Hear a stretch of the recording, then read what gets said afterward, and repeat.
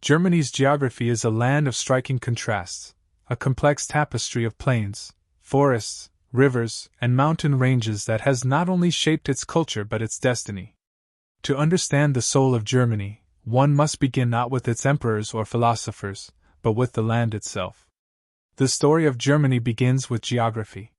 Stretching from the North Sea and the Baltic to the ridges of the Alps in the south, from the forests of the west to the Oder River in the east, Germany's terrain has long stood at the crossroads of European civilization. This central position in Europe, often called Middle Europa, has made Germany both a bridge and a battlefield, a unifying core and a fractured frontier. Let us begin in the north. Northern Germany is dominated by the North German Plain, a flat expanse that rolls from the lowlands of the Netherlands in the west, across to the Oder River and Poland in the east. Here, the landscape is open and vast. The soil, in places sandy and thin, was once covered in dense forests, long since cleared for agriculture and settlement. The proximity to the North Sea and the Baltic Sea has always made this region vulnerable to seaborne influence and trade, from the Hanseatic merchants of the Middle Ages to modern shipping ports like Hamburg, Germany's gateway to the world. To the northeast lies Mecklenburg-Vorpommern and the Baltic coastline, characterized by shallow lagoons, beaches, and low cliffs. These coastlines, although less dramatic than those of Norway or the Mediterranean, played a vital role in history. Here, Slavic tribes met Germanic peoples. Here, Viking raids once struck, and later, the Hanseatic League built maritime networks of enormous influence, exporting amber, timber, grain, and wool across the continent. But move southward from these lowlands and a dramatic transformation begins. Rising slowly at first, the land begins to ripple with wooded hills and winding rivers. This is the heartland of Germany, the Mittelgebirge, or Central Uplands. It is here that the nation's geography becomes truly diverse. Ranges like the Harz, the Thuringian Forest, the Rhön, the Eifel, and the Black Forest emerge like silent fortresses from the land. These uplands are not impassable mountains, but they are rugged and heavily forested, perfect terrain for isolation and fragmentation. And indeed, it is in this very geography that Germany's patchwork of city-states, bishoprics, and principalities found protection and definition for centuries. For hundreds of years, Germany was not a unified state, but a mosaic of territories loosely tied by language and imperial ideal, fragmented by hills and valleys, bound together by rivers and roads. These lands are veined with rivers. The Weser, the Elbe, and the Main all flow through the uplands, carving valleys that would become trade routes and political frontiers. But it is the Rhine that dominates the west.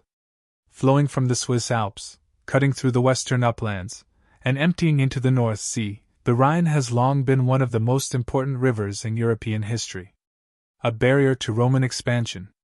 A lifeline for medieval merchants. A natural highway for ideas, culture, and armies. To speak of the Rhine is to speak of borders. The river has often been Germany's frontier, with France, with the Low Countries, with the Roman world. Yet it has also been a corridor of integration.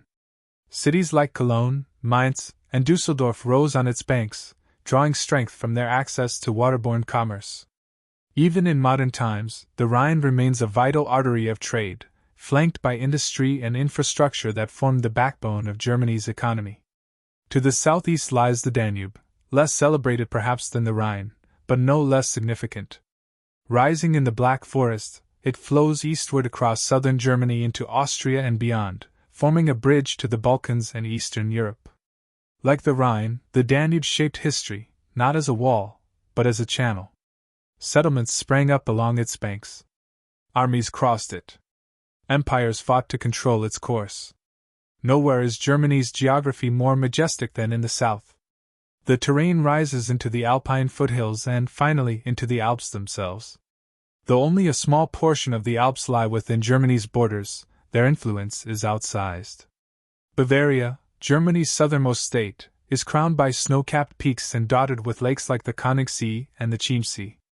The mountains have long provided protection from southern invasion and form a natural border with Austria and Switzerland.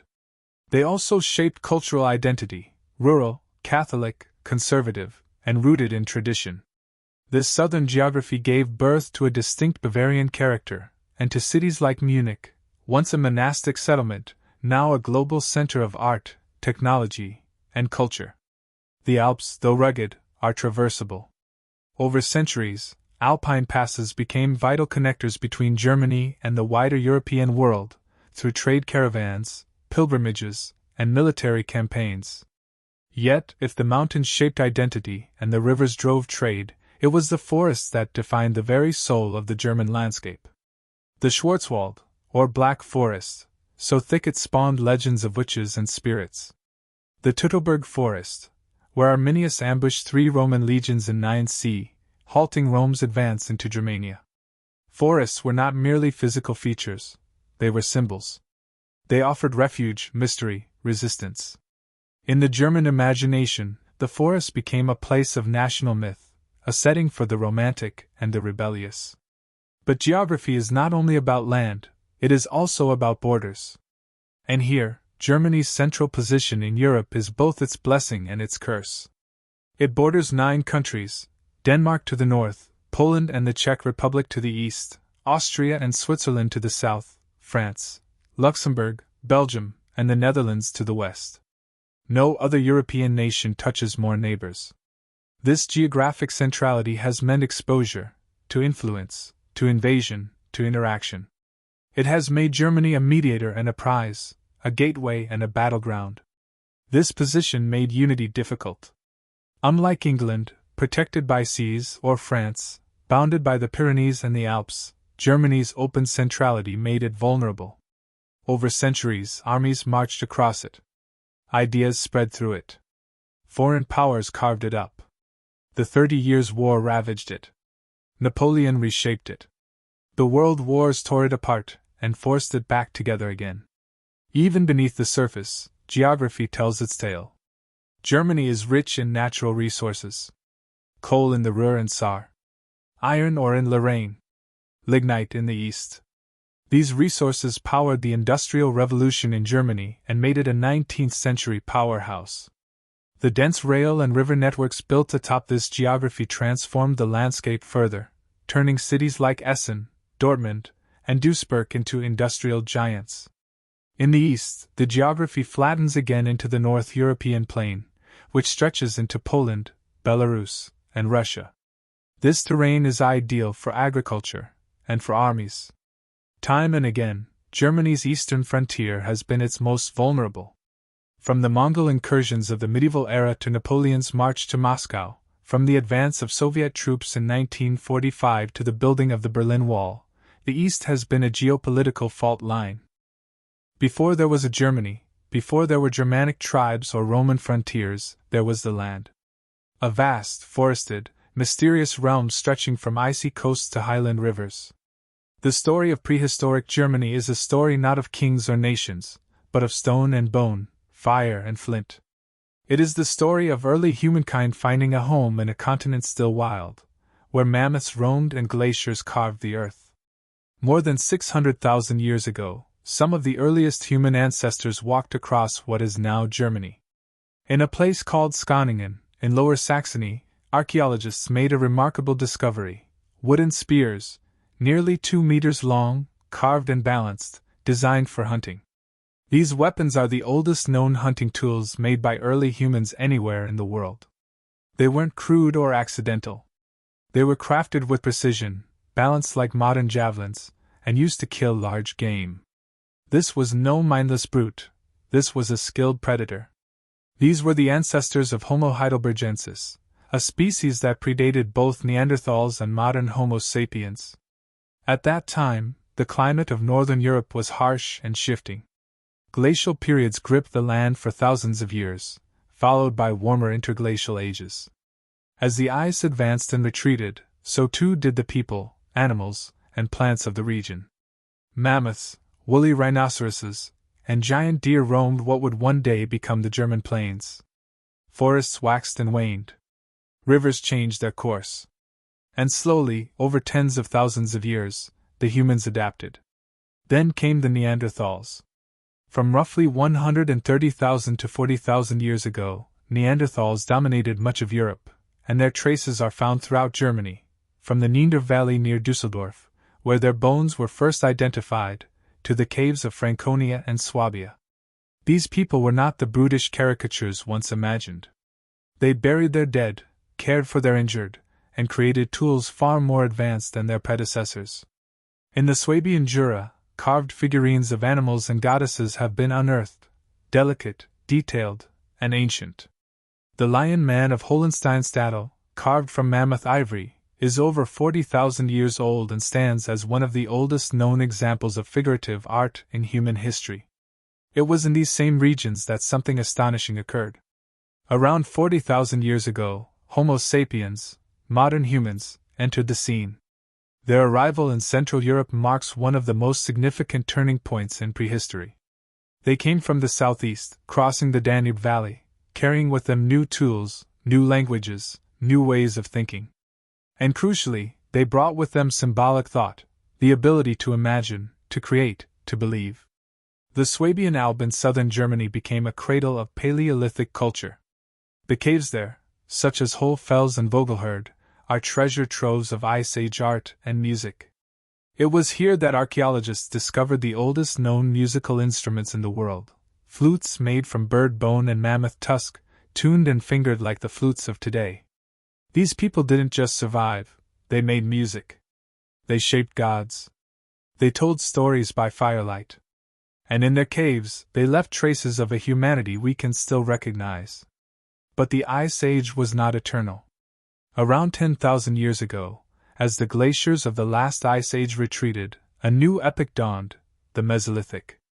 Forests spread once again across the land, covering much of what is now Germany in thick oak, hazel, and pine. Rivers teemed with fish. Herds of red deer, aurochs, and wild boar roamed the forests. In this green and fecund world, small bands of hunter-gatherers thrived.